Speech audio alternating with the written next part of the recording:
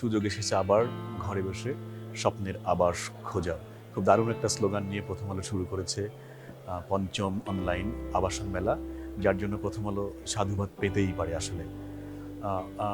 অগ্রসরমান বাংলাদেশ এগিয়ে যাচ্ছে দুর্বার গতিতে। সাস্টেইনেবল ডেভেলপমেন্ট গোল আমরা বলতে পারি এসডিজি অর্জনে 2030-এর প্ল্যানিংয়ে রিয়েল এস্টেট সেক্টর একটা গুরুত্বপূর্ণ ভূমিকা পালন করবে আমরা আশা করছি। সেই ক্ষেত্রে রিয়েল এস্টেট সেক্টরের কিছু প্রতিবন্ধকতা আছে। প্রতিবন্ধকতাগুলো বিষয়টা এরকম যে যেখানে তাবৎ দুনিয়াতে সুউচ্চ ভবনের দিকে এমফ্যাসিস দেওয়া হচ্ছে, এখানে একটা ব্যাপার রয়ে গেছে যে যেখানে সুউচ্চ ভবন বাংলাদেশের ক্ষেত্রে সুউচ্চ ভবনের ক্ষেত্রে অনেক রেস্ট্রিকশন একটা ইস্যু কাজ করছে। আমরা সেই বিষয়টাকে নীতি নির্ধারক মহলের দৃষ্টি আকর্ষণ করছি।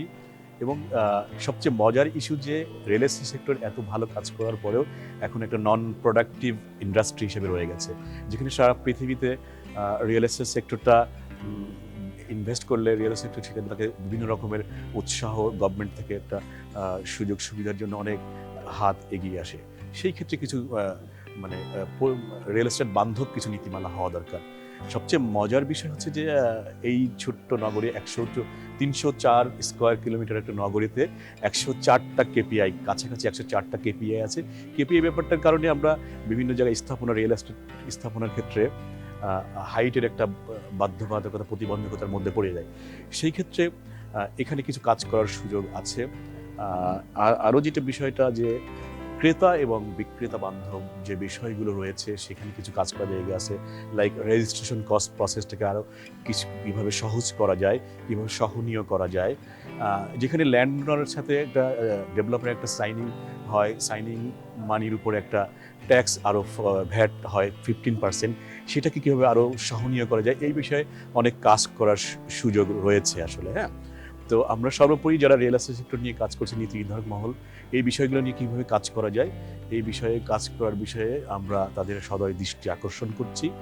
আর জিএলজি অ্যাসেটস লিমিটেড আসলে আমরা একটা কোম্পানি, একটা অনুভূতির বিষয় নিয়ে কাজ করি। আমার ম্যানেজমেন্ট কিংবা আমরা যারা কাজ করি জিএলজি রিয়েল এস্টেট সেক্টরে 7 বছর প্লাস সময়ে আমরা যতগুলো প্রোডাক্ট হ্যান্ডওভার করেছি, আমরা আমাদের কমিটমেন্টটা রক্ষা করতে পেরেছি। আমাদের সবচেয়ে বড় মোটো, আমাদের সবচেয়ে বড় অর্জন হচ্ছে আমরা কমিটমেন্ট রক্ষা করতে পেরেছি, প্লাস কোয়ালিটির প্রোডাক্ট বানাতে পেরেছি, আমরা আস্থা অর্জন করতে পেরেছি। এইটাকে কীভাবে আরও গতিশীল করা যায়, আসলে একটা বিল্ডিং বানানো মানে তো একটা শুধু কংক্রিটের বিষয় না, এখানে কিছু স্বপ্নের বিষয় থাকে। আমরা বলতে চাই যে রিয়েল এস্টেট সেক্টরে ইনভেস্ট নয়, এটা একটা আপনার ড্রিমকে সিকিউর করে। রিয়েল এস্টেট সেক্টরে যদি কেউ একটা মানুষ ইনভেস্ট করে, সেটা তার ড্রিমটা কেউ সিকিউর করে। তো আমরা সেই লক্ষ্যে কাজ করে যাচ্ছি। জিএলজি ক্লায়েন্টদের সাথে কমিটমেন্টে রক্ষা করার ব্যাপারে যথেষ্ট যত্নবান। আমরা নগরকে সুন্দর করার জন্য প্ল্যান করে যাচ্ছি। এই নগরটা কি আসলে কীভাবে গ্রিন হয়, এখন গ্রিন বিল্ডিংয়ের দিকেও রিয়েল এস্টেট সেক্টরটা যাচ্ছে।